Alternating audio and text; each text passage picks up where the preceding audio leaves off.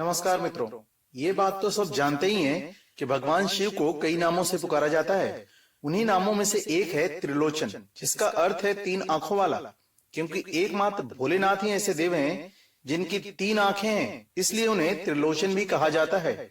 एक मान्यता है कि भगवान अपने तीसरे नेत्र से सब कुछ जान सकते हैं, जो कि आम आंखों से नहीं देखा जा सकता था।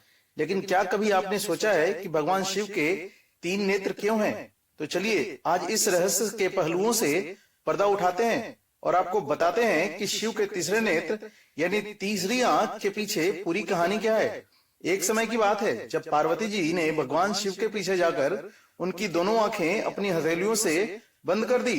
इससे सारे संस्कार में अंधकार छा गया, क्योंकि माना जाता है कि भगवान शिव की एक आंख सूर्य है तो दूसरी चंद्रमा।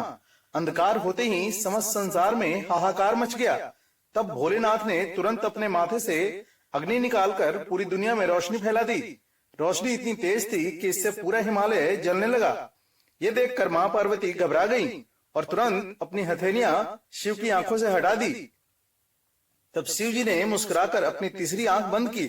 शिव पुराण के अनुसार पार्वती जी को इस पूर्व ज्ञान नहीं था कि शिव त्रिनेत्रधारी हैं। एक दिन जब राजा श्वेत केतु का जीवन काल समाप्त होने को था और वो भोलेनाथ की आराधना में लीन थे, तब चित्रगुप्त ने यमराज से कहा कि राजा श्वेत केतु की आयु अब पूरी हो चुकी है, अब उनके प्राण हरने का समय है। तब यमराज ने अपने दूतों को आज्ञा दी कि जाओ और श्वेत केतु के प्राण छीन लाओ। यमदूत राजा श्वेत केतु के पास पहुंचे तो वह शिव मंदिर में थे। दूत बाहर ही खड़े हो गए। श्वेत केतु गहरे ध्यान में थे। बहुत देर हो गई, न श्वेत केतु का ध्यान टूटा और न ही दूत हिले। दूत बिना अपना काम किए खड़े रहे। जब वे वापस नहीं पहुंचे तो यमराज ने देरी होते देखा तो काल दंड संभाला और खुद चल पड़े।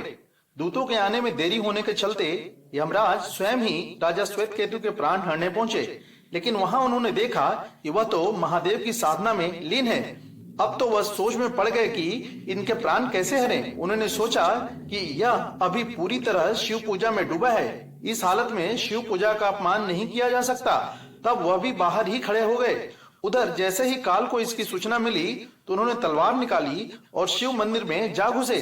काल ने देखा कि राजा श्वेत केतु अभी भी भगवान शिव के सामने बैठे ध्यान मग्न है। वह झपटकर आगे बढ़ा और जैसे ही उसने राजा श्वेत केतु का सिर काटने के लिए तलवार उठाई, शिव ने अपना तीसरा नेत्र खोलकर काल की ओर देखा। भोलेनाथ का तीसरा नेत्र खुलते ही काल वहीं राजा श्वेत केतु के सामने जलकर भस्म हो गया। थोड़ी देर बाद जब राजा श्वेत केतु का ध्यान टूटा और उन्होंने अपनी आंखें खोली तो राख में बदल चुके काल को देखा। उन्हें चिंता हुई कि यह कौन है और क्या है। श्वेत केतु ने भगवान शिव से पूछा कि भोलेनाथ, ये किसकी राख है? इसे किसने और क्यों जलाया? तब भोलेनाथ ने बताया कि यह काल था जो कि तुम्हारे प्राण लेने आया था। राजा श्वेत केतु ने कहा कि हे महाकाल, यह तो आपकी ही आज्ञा से तीनों लोक में घूमता है, दुनिया को नियंत्रण में रखता है। इसी के भय से तो लोग पुण्य कार्य करते हैं। आप इन्हें अतिशीघ्र जीवन दान दे दीजिए। शिव जी की कृपा से काल उठा और उसने उठते ही श्वेत केतु को अपने गले से लगाकर बोला, राजा, तुम जैसा तो तीनों लोकों में कोई नहीं है। तुमने तो अजय काल को भी जीत लिया।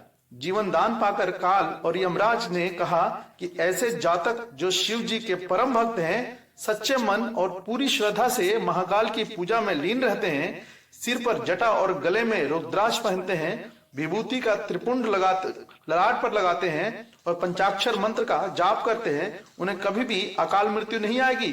कथा के अनुसार इस आशीर्वाद के बाद श्वेत केतु ने लंबे समय तक राज किया और फिर महाकाल की कृपा पाकर उनमें ही विलीन हो गए।